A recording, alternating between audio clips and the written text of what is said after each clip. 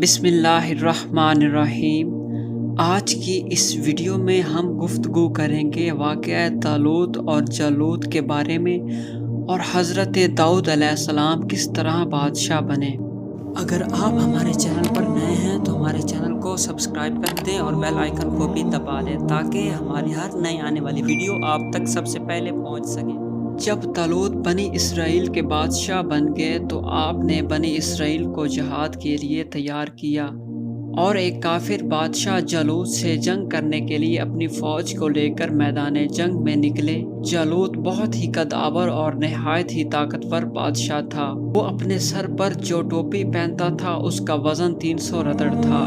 جب دونوں فوجیں میدان میں صف آرائی کر چکی تو حضرت طالوت نے لشکر میں یہ اعلان فرمایا کہ جو شخص جالوت کو قتل کرے گا میں اپنی شہزادی کا نکاح اس کے ساتھ کر دوں گا اور اپنی آدھی سلطنت بھی اس کو عطا کر دوں گا۔ یہ فرمان شاہی سن کر حضرت داؤد علیہ السلام آگے بڑھے جو ابھی بہت ہی کم سن تھے اور بیماری سے چہرہ زرد ہو رہا تھا اور غربت و مفلسی کا یہ عالم تھا کہ بکریاں چرا کر اس کی اجرت پر گزارا کرتے۔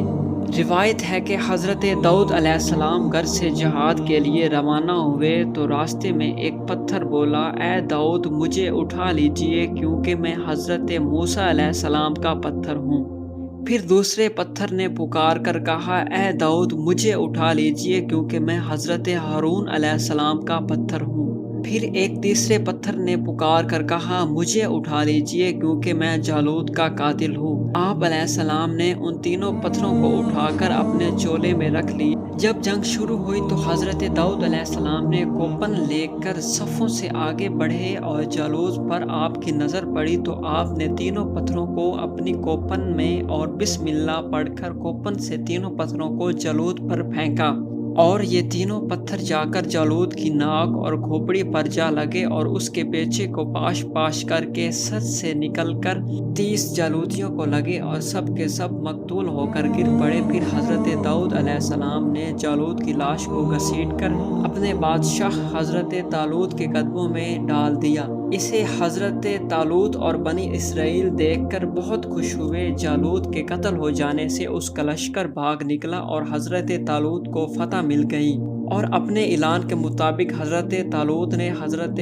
داؤد علیہ السلام کے ساتھ اپنی لڑکی کا نکاح کروا دیا اور اپنی آدھی سلطنت کا سلطان بھی بنا دیا۔ پھر پورے 40 برس کے بعد حضرت طالوت کا انتقال ہو گیا تو حضرت داؤد علیہ السلام پوری سلطنت کے بادشاہ بن گئے۔ اور جب حضرت شموئیل علیہ السلام کی وفات ہوئی تو اللہ تعالیٰ نے حضرت داؤد علیہ السلام کو سلطنت کے ساتھ نبوت سے بھی سرفراز فرمایا۔ آپ سے پہلے نبوت اور سلطنت یہ اعزاز ایک ساتھ کسی کو حاصل نہیں ہوا۔ آپ پہلے شخص ہیں کہ ان دونوں عہدوں پر فائز ہو کر 70 برس تک اپنے فرائض پورے کرتے رہے۔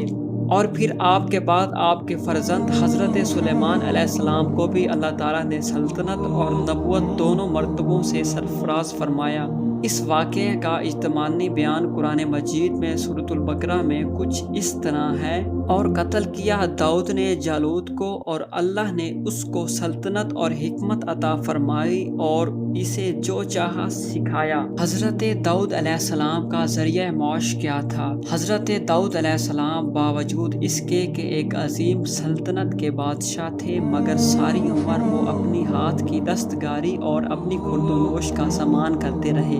اللہ تبارک و تعالیٰ نے آپ کو یہ معجزہ عطا فرمایا کہ آپ لوہے کو چھو لیتے اور وہ موم کی طرح نرم ہو جاتا۔ آپ اسے زریں بنا کر فروخت کر کے اس رقم کو اپنا ذریعہ معاش بنائے ہوئے رکھا، اور اللہ تبارک و تعالیٰ نے آپ کو پرندوں کی بولی بھی سکھا دی۔ حضرت داؤد علیہ السلام کی مقدس زندگی سے یہ سبق ملتا ہے کہ جب اللہ تعالیٰ اپنا فضل و کرم فرماتا ہے تو ایک لمحہ میں رائی پہاڑ اور ذرے کو آفتاب بنا دیتا ہے۔ ویڈیو پسند آئے تو اس کو لائک کریں، چینل کو سبسکرائب کریں، اپنے دوستوں